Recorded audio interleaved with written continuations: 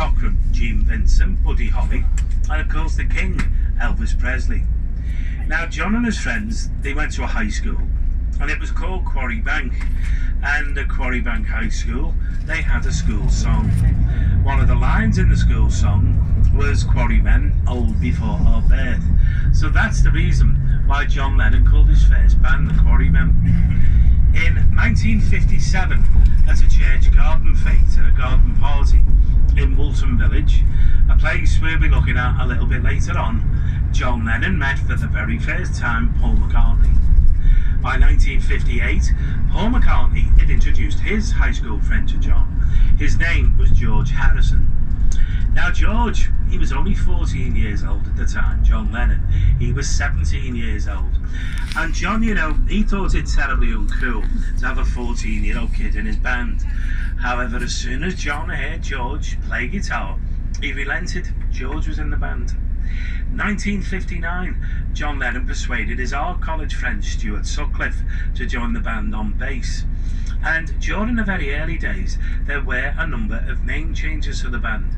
They called themselves the Blackjacks, the Quarrymen, Johnny and the Moondogs, the Silver Beatles, but by 1960, the band had evolved into the Beatles.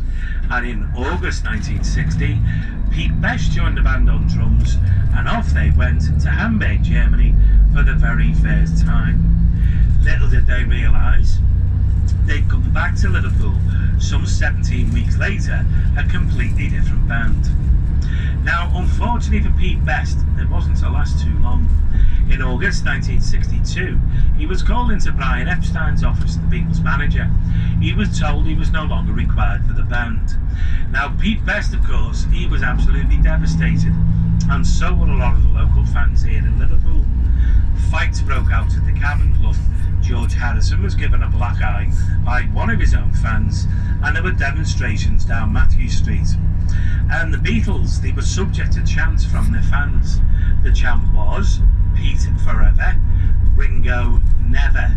And on the 18th of August 1962, in Hume Hall, Port Sunlight Village, on the opposite side of the river here, Ringo Starr played for the very first time. Ringo Starr grew up when he was a kid. You know, when Ringo was very young, he was often very ill. He was in and out of hospital on several different occasions.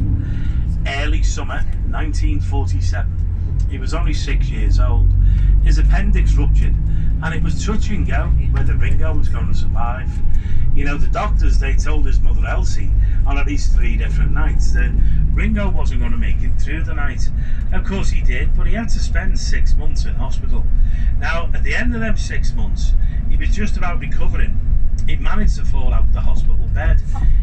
He then had to spend a further 6 months in hospital. A few years later, he got tuberculosis. In total, Ringo spent nearly 2 years in hospital. So when he was growing up, he did miss a lot of schoolwork. And you know, it wasn't really till he was about 11 years old before he could actually read or write.